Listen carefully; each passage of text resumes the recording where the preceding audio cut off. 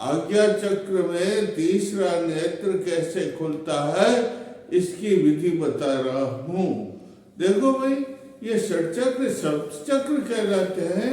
ये सप्त चक्र है वो सूक्ष्म शरीर में है। ये ईड़ा ये आज्ञा देता है कि ये काम हो जाना चाहिए, वो काम तुरंत ही हो जाता है।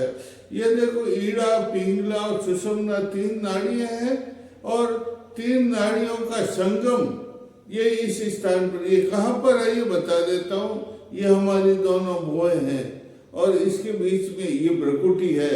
इस भ्रुकुटी के बीचों बीच के अंदर जो है आज्ञा चक्र होता है।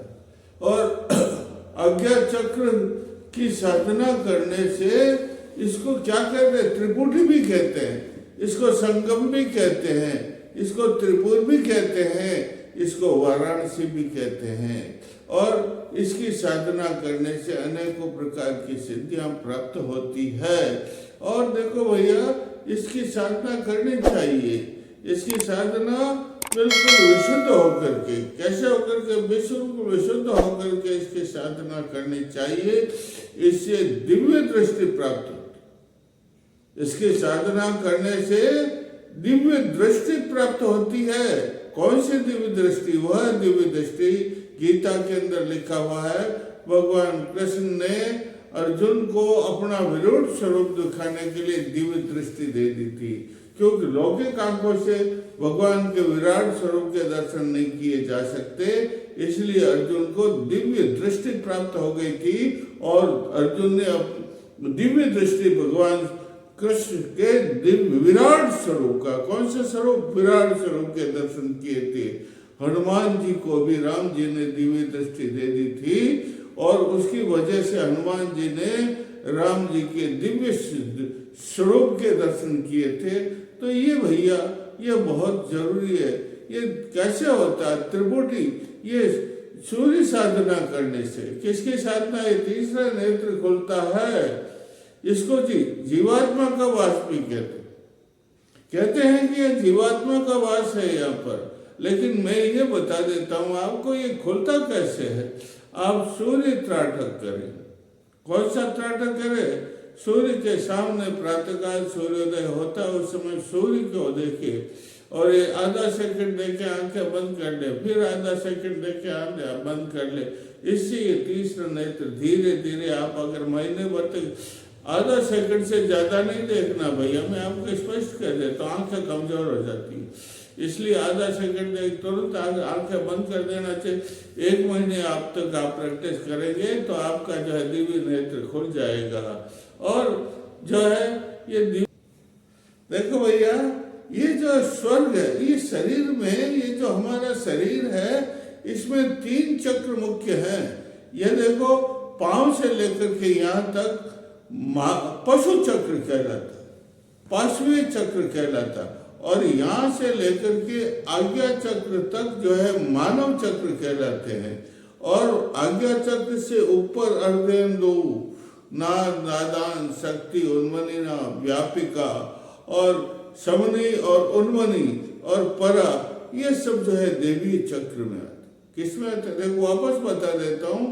पाँव की पगतली से लेकर के कमर तक पशु चक्र, और यहाँ से लेकर के मूलाधार, स्वादिष्ठान, मणिपुर, अनाहत, विशुद्ध और आज्ञा चक्र तक मानव चक्र।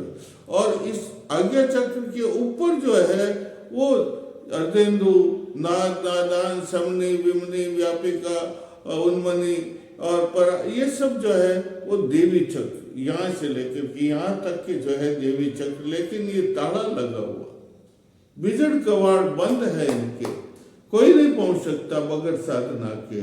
इसलिए देखो लिखा है नहीं, देखो शास्त्रों में लिखा हुआ नहीं कि भगवान के दर्शन करने के लिए सनातन गए थे, लेकिन द्वारपाल जय और विजयंत नाम के 2 द्वारपाल उनको आगे नहीं जाने दिया था। उसी प्रकार भीम भी स्वर्ग में जाने के लिए सौगंधिक पुष्प को लाने, द्रौपदी को ले जाने के लिए, द्रौपदी को ले जाने के लिए सौगंधिक पुष्प लाने के लिए गया था।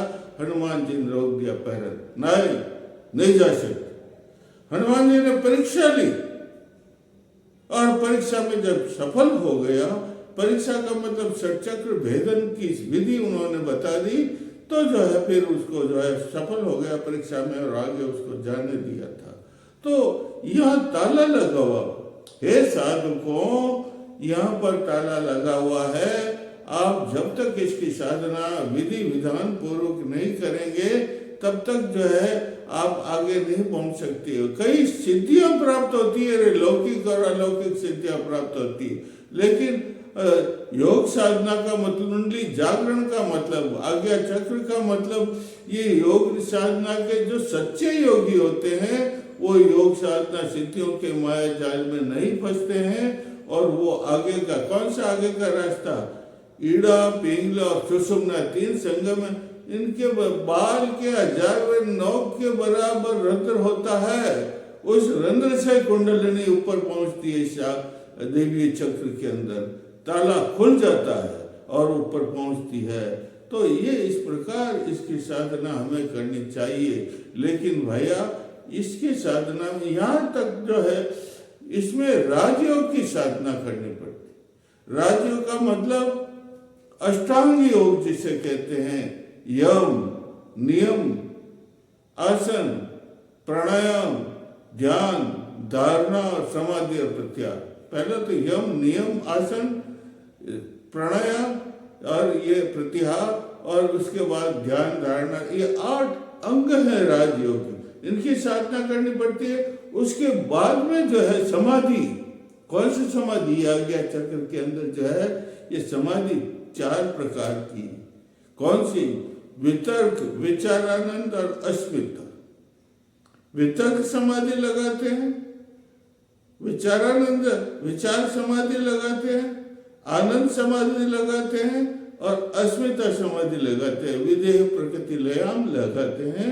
तब कहीं जाकर के ये जो है दरवाजा यहाँ से क्या हो जाता है, खुल जाता है और आगे का रास्ता साफ हो जाता है, या जो है असंप्रज्ञात समाधि लगाते। लेकिन भाई ये गुरुपीठ भी कहलाती, गुरु का मुख्य स्थान आज्ञा चक्र में है, जिसे गुरुपीठ कहते हैं। क्या कहते हैं? और देखो इस आज्ञा चक्र में 64 दलों का एक ललना चक्र होता है और 100 दलों का भी एक चक्र होता है, मनुष्य चक्र जिसे कहते हैं वो भी होता है। लेकिन ये गुरु की पीठ मुख्य, गुरु की साधना करनी पड़ती है। जब तक हम गुरु की साधना नहीं करेंगे तब तक इस चक्र को पार नहीं कर सकते हैं। गुरु के पास दिव्यकरण की चाबी होती है। आपको गुरुमय शरीर को बनाना पड़ेगा, पूरे शरीर को गुरु के समान, किसके समान, गुरु के समान बनाना पड़ेगा। ये मैं आपको विधि बता देता हूँ, तब कहीं जाकर के आपका तीसरा नेत्र भी खुल जाएगा और गुरु की कृपा होकर के दिव्य दृष्टि भी गुरु आपको दे देंगे। कैसे? ऐसे बैठ जाओ साधना में और आंखें बंद कर लो, आंखें बंद करके मन में विचार कर लो कि मेरे गुरु जी, मैं आपको कोटि कोटि प्रणाम करता हूँ, आप मेरे सिर में स्थापित हो जाइए। हो गए? मैं आपको प्रणाम करता हूँ। मेरे दोनों आंखों में आप स्थापित हो गए, मैं आपको प्रणाम करता हूँ। कानों में स्थापित हो गए, मैं प्रणाम करता हूँ।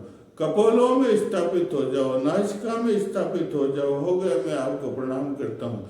जीवदान, होठ और जीवाग्र, जीवामूल, जीवामध्य में हे गुरुवर, मेरे अंतर्यामी, मेरे परमात्मा, आप इसमें स्थापित हो जाओ, मैं आपको प्रणाम करता हूँ। फिर यहाँ, फिर ये कपूरिका में, फिर मणिबंध में, ये फिर इसमें अंगुलियों में, नखाग्र में हे गुरुदेव आप स्थापित हो जाओ, मैं आपको प्रणाम करता हूँ। फिर क्यों छाती, पीठ, रीढ़ की हड्डी, अस्थि पंजर और पसलियों में गुरुदेव स्थापित हो जाओ, मैं आपको प्रणाम करता हूँ। हृदय, फेफड़े और इसमें इस प्रकार पगलियों तक पूरे शरीर को गुरुमय बना दी। क्या बना?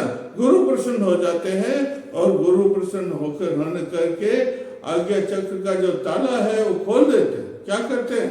खोल देते हैं और साधक जो है गुरुवे नमः, गुरुवे नमः, गुरुवे नमः, गुरुवे नमः, गुरु गोविंदो खड़े किसके लागू पाए, बलिहारी गुरु आपने गोविंद ही हो बताया। अरे गोविंद को, परम परमात्मा के पास जाने के लिए, आज्ञा चक्र का जो रास्ता आगे पार करने के लिए गुरु बता देते हैं, और साधक जो है परमात्मा के तत्व दर्शन करने के लिए आज्ञा चक्र को पार करके ऊपर पहुंचता है, और उसकी दिव्य दृष्टि दिव्य दृष्टि, ये गुरु के पास एक चाबी होती है जिसका नाम है दिव्यकरण चाबी। कौन सी चाबी? वो गुरु दिव्यकरण चाबी आपको दे देते हैं, उससे ये आपका आज्ञा चक्र का जो ताला लगा वो खुल जाता है और साधक ऊपर पहुंच जाता है, समाधि लग जाती। बोलिए सियावर रामचंद्र कुंडली माता की जय हो, आज्ञा चक्र की जय।